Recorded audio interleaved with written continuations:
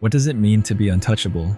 Is it the accumulation of power so vast that no one dares challenge you? Is it the mastery of skills so refined that defeat becomes impossible? Or is it something more subtle, a state of being so fluid, so adaptable, that conflict itself becomes irrelevant? These questions echo through history, but perhaps nowhere are they answered more profoundly than in the ancient wisdom of Sun Tzu, a military strategist whose teachings transcend warfare to reveal the very essence of invincibility. Sun Tzu lived during China's tumultuous spring and autumn period, around 500 BCE, when constant warfare between feudal states created a laboratory for strategic thinking. Born into this chaos, he observed not just the mechanics of battle, but the deeper patterns of human conflict itself. His work, The Art of War, would become one of history's most influential texts, not because it taught brutality, but because it revealed how true strength often lies in avoiding confrontation altogether. Supreme excellence consists in breaking the enemy's resistance without fighting, he wrote, a principle that would revolutionize not just military thinking, but the very concept of power itself. The modern world dismisses ancient wisdom too easily, assuming that smartphones and satellites have rendered old strategies obsolete. Yet Sun Tzu's insights feel more relevant now than ever, perhaps because they address something technology cannot change: human nature itself. In boardrooms and courtrooms, in relationships and rivalries, the same dynamics play out that once shaped ancient battlefields. The weapons have changed, but the essence of conflict and the path to transcending it remains remarkably constant. Consider the paradox at the heart of Sun Tzu's teaching. To become untouchable, one must first understand that the greatest victories are won before any battle begins. This isn't about intimidation or overwhelming force. Rather, it's about cultivating a form of strategic awareness so complete that opposition becomes pointless, like trying to attack water or grasp smoke. The untouchable person doesn't build higher walls. They remove the reasons for anyone to attack in the first place. This philosophy emerged from Sun Tzu's recognition that conventional thinking about strength was fundamentally flawed. Where others saw power in massive armies and fortified positions, he perceived vulnerability. Fixed fortifications could be besieged. Large armies required vast resources and created predictable patterns. The strongest seeming positions often contained the seeds of their own defeat. True invincibility, he realized, lay not in strength but in formlessness, in being so adaptable that no strategy could pin you down, so perceptive that no threat could surprise you. All warfare is based on deception, Sun Tzu famously declared. But this statement goes deeper than simple trickery. He understood that reality itself is largely perception, and those who master perception master reality. The untouchable person doesn't just deceive enemies, they shape the very landscape of possibility, creating situations where their desired outcomes appear inevitable, natural, even beneficial to those who might otherwise oppose them. Modern psychology confirms what Sun Tzu intuited. Human beings are predictable in their unpredictability. We follow patterns, respond to incentives, and rarely examine our own assumptions. The strategist who understands these patterns can navigate human interactions like a sailor reading wind and current, finding paths of least resistance that others don't even know exist. This isn't manipulation in the crude sense. It's more like social aikido, using the force of situations themselves to achieve one's aims. But becoming untouchable requires more than understanding others. It demands ruthless self-knowledge. If you know the enemy and know yourself, you need not fear the result of 100 battles, Sun Tzu taught. This self-awareness isn't about cataloging strengths to boast about or weaknesses to hide. It's about understanding one's true nature so completely that you can adapt it like water taking the shape of its container, always maintaining essence while changing form. The journey toward this kind of invincibility often begins with a counterintuitive realization. Our greatest vulnerabilities come not from external threats, but from internal attachments. Pride, anger, fear, greed, these create the openings through which we can be wounded. The person who desperately guards their reputation can be manipulated through praise or shame. The one who clings to possessions can be controlled through loss or gain. But what leverage exists against someone who holds all things lightly, who can advance or retreat with equal ease? This doesn't mean becoming emotionless or detached from life. Rather, it's about developing what Sun Tzu called divine manipulation of the threads, the ability to engage fully with the world while maintaining an inner stability that external events cannot shake. Like a master martial artist who remains relaxed even in combat, the untouchable person participates in life's conflicts without being consumed by them. Sun Tzu's approach to timing reveals another crucial dimension of invincibility. He who knows when to fight and when not to fight will be victorious, he observed. In our hyper-competitive world, we're conditioned to see backing down as weakness, to meet every challenge head-on. But Sun Tzu understood that time itself is a weapon, and patience can accomplish what force cannot. The untouchable person doesn't need to win every battle because they choose which battles to fight. And more importantly, they often win by not fighting at all. This principle manifests in countless ways. In business, it might mean allowing a competitor to exhaust themselves pursuing an ultimately unprofitable market. In personal relationships, it could involve refusing to engage with provocations that would only escalate conflict. The key lies in seeing beyond immediate impulses to the longer patterns at play. As Sun Tzu noted, the good fighters of old first put themselves beyond the possibility of defeat, and then waited for an opportunity of defeating the enemy. But perhaps the most profound aspect of Sun Tzu's teaching concerns the relationship between knowledge and power. Know your enemy and know yourself appears simple enough, yet its implications are staggering. In the information age, we often confuse data with understanding, collecting facts without grasping patterns. Sun Tzu's knowledge was different.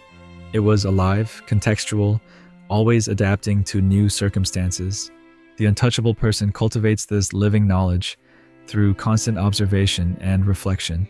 They study not just what people say, but what they don't say. Not just what happens, but what doesn't happen. They understand that every action creates ripples, and by reading these ripples, one can understand forces that others don't even know exist. This isn't paranoia. It's pattern recognition elevated to an art form. Modern neuroscience reveals why this approach works. Our brains are prediction machines, constantly creating models of reality and testing them against experience. Most people operate with crude models, full of blind spots and biases. But through disciplined observation and reflection, one can refine these models to extraordinary accuracy. The untouchable person sees 3 moves ahead, not through mystical foresight, but through superior pattern recognition. Yet knowledge alone doesn't create invincibility. Sun Tzu emphasized the crucial importance of adaptability. Water shapes its course according to the nature of the ground over which it flows. The soldier works out his victory in relation to the foe whom he is facing. This flexibility extends beyond tactics to identity itself. The untouchable person has no fixed image to defend, no rigid sense of self that enemies can predict or attack. This fluidity challenges Western notions of integrity and authenticity, which often emphasize consistency and standing ground. But Sun Tzu saw a deeper authenticity and adaptability, being true not to a fixed idea of self, but to the reality of each moment. Like water, which remains water, whether it's ice, liquid, or vapor, the untouchable person maintains their essential nature while taking whatever form the situation requires. The practical applications of this philosophy extend far beyond ancient battlefields. In negotiations, it might mean entering with multiple acceptable outcomes rather than a fixed position to defend. In careers, it could involve developing diverse skills that allow pivoting between opportunities rather than depending on a single path. In relationships, it means maintaining core values while remaining flexible about their expression. But flexibility without direction is merely drift. Sun Tzu balanced adaptability with what he called orthodox and unorthodox forces, the interplay between expected and unexpected actions. The untouchable person masters both conventional excellence and creative innovation, knowing when to meet expectations and when to shatter them. They build reputation through reliability while maintaining the capacity to surprise. This dynamic balance extends to the management of resources. The supreme excellence is not to win 100 victories in 100 battles, Sun Tzu taught. The supreme excellence is to subdue the armies of your enemies without even having to fight them. Every conflict drains resources, time, energy, social capital, emotional reserves. The untouchable person husbands these resources carefully, achieving maximum effect with minimum expenditure. In practice, this might mean choosing words that accomplish in one conversation what others attempt through lengthy arguments. It could involve structuring life to prevent problems rather than constantly solving them. The untouchable person plays a different game, not seeking to win within existing rules, but reshaping the rules themselves to make victory natural and inevitable. This approach requires extraordinary discipline, but not the rigid discipline of following rules. Rather, it's the discipline of constant awareness, of maintaining what Sun Tzu called the eye of judgment. Every situation contains multiple levels of reality: what appears to be happening, what is actually happening, and what could happen. The untouchable person perceives all these levels simultaneously, moving through them like a chess master who sees not just pieces but patterns, not just moves but meanings. Yet for all its strategic brilliance, Sun Tzu's philosophy contains a deeper wisdom about the nature of conflict itself. The supreme art of war is to subdue the enemy without fighting, suggests that true victory lies not in defeating opponents, but in transforming the very conditions that create opposition. The untouchable person doesn't accumulate enemies they must constantly guard against. They create environments where enmity itself becomes pointless. This transformation happens through what might be called strategic generosity, using strength not to dominate, but to create mutual benefit. Sun Tzu understood that defeated enemies often become future threats, while converted opponents become assets. The untouchable person leaves others not diminished, but elevated, creating networks of alliance rather than cycles of revenge. Modern game theory validates this approach. In repeated interactions, cooperative strategies ultimately outperform purely competitive ones. But Sun Tzu's insight goes deeper than calculation. He recognized that human beings are social creatures who respond to treatment with treatment. By approaching others with respect while maintaining unshakable boundaries, the untouchable person creates a social field where aggression becomes self-defeating. This doesn't mean being naive or defenseless. Sun Tzu was utterly realistic about human nature and the necessity of strength. But he understood that the highest form of strength is that which doesn't need to be displayed. The sword so sharp it never needs to leave its sheath. The untouchable person cultivates capability not for dominance, but for deterrence, maintaining such obvious competence that challenge becomes unthinkable. The cultivation of this kind of presence requires integrating all aspects of one's being. Sun Tzu spoke of commanders who achieved unity between heaven and earth, meaning they aligned their actions with both cosmic principles and earthly realities. In modern terms, this means integrating intuition and analysis, emotion and logic, spontaneity and planning into a seamless whole. The untouchable person doesn't favor one mode over another, but flows between them as circumstances require. This integration extends to the relationship between inner state and outer action. Where others exhaust themselves maintaining facades, the untouchable person achieves what Sun Tzu called formlessness, a state where inner reality and outer expression align so completely that deception becomes unnecessary. They can afford to be transparent because their actual position is unassailable, like a mountain that needs no disguise. But perhaps the ultimate lesson from Sun Tzu concerns the relationship between power and purpose. All his strategies and tactics serve a larger vision, creating order from chaos, establishing peace through strength. The untouchable person doesn't seek invincibility for its own sake, but as a means to higher ends.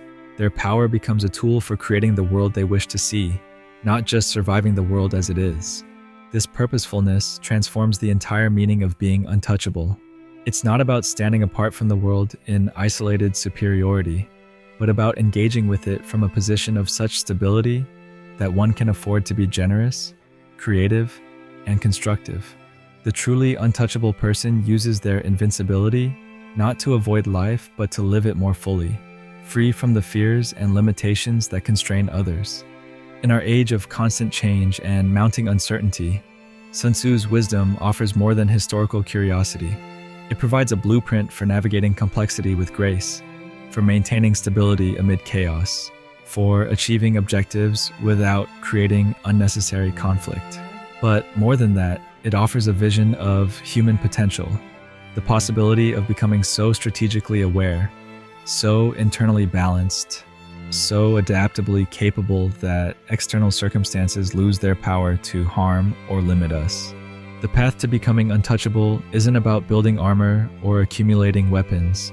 It's about understanding the nature of conflict so deeply that you transcend it, perceiving the patterns that others miss, maintaining the flexibility that others lack, cultivating the awareness that others neglect. It's about becoming like water, soft enough to flow around any obstacle, persistent enough to wear down any resistance, adaptable enough to take any form while maintaining essential nature. Victorious warriors win first and then go to war, Sun Tzu wrote, while defeated warriors go to war first and then seek to win. The untouchable person embodies this principle, creating conditions where their success becomes natural and inevitable. They don't fight reality. They align with it so completely that reality itself becomes their ally. In a world that often seems to reward aggression and domination, they demonstrate a different kind of power, the power that comes from understanding, from adaptation, from strategic wisdom so profound it appears effortless. Perhaps this is Sun Tzu's greatest gift to our modern world, the recognition that true strength lies not in what we can destroy, but in what we can create, not in what we can take, but in what we can give, not in standing against the world, but in moving with it so skillfully that opposition becomes impossible. The untouchable person doesn't conquer life, they master it, and in mastering it, they transcend the very conflicts that consume others.